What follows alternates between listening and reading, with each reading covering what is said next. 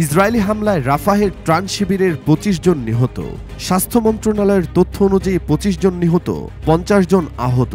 শুক্রবার গাজার দক্ষিণ শহর রাফাহের উত্তরে বাস্তুচ্যুত ফিলিস্তিনিদের ত্রাণ শিবিরে ইসরায়েলি বাহিনী গোলাবর্ষণ করেছে। এই ঘটনায় অন্তত ২৫ জন নিহত এবং আরও ৫০ জন আহত হয়েছেন, এ তথ্য জানিয়েছে স্বাস্থ্য মন্ত্রণালয়। সিভিল ডিফেন্স মুখপাত্র আহমেদ রাদওয়ান জানান, উপকূলীয় অঞ্চলে দুটি স্থানে গোলাবর্ষণের কথা প্রত্যক্ষদর্শীরা উদ্ধারকর্মীদের জানিয়েছে। এই হামলার স্থানগুলো ইসরায়েলি নির্ধারিত নিরাপদ অঞ্চলের ঠিক বাইরে ছিল। ইসরায়েলি সামরিক বাহিনী জানিয়েছে ঘটনাটি পর্যালোচনা চলছে। ওই এলাকায় আইডিএফ দ্বারা কোনো হামলার প্রমাণ নেই বলে তাদের দাবি থাকলেও ইসরায়েল পূর্বেও মুয়াসির এর আশপাশের এলাকায় বোমা হামলা চালিয়েছে। ইসরায়েলি সামরিক অভিযান রাফাহ থেকে ১ মিলিয়নেরও বেশি মানুষ পালিয়ে গেছে।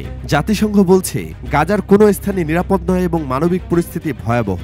৯ মাস ধরে চলা হামাসের বিরুদ্ধে ইসরায়েলের যুদ্ধ ইতিমধ্যে আন্তর্জাতিক মহলে বেশ সমালোচনা বাড়ছে। গাজায় ইসরায়েলের সুপরিকল্পিত হত্যাযজ্ঞের ফলে ক্ষতিগ্রস্ত বেসামরিক জনগণ প্রাণ হারাচ্ছে ও ক্ষতিগ্রস্ত হচ্ছে।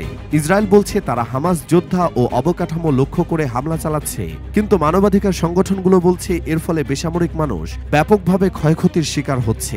গাজার স্বাস্থ্য মন্ত্রণালয়ের তথ্য অনুযায়ী ইসরায়েলি হামলায় গাজায় এখনও পর্যন্ত ৩৭,১০০ জনেরও বেশি মানুষ নিহত হয়েছে।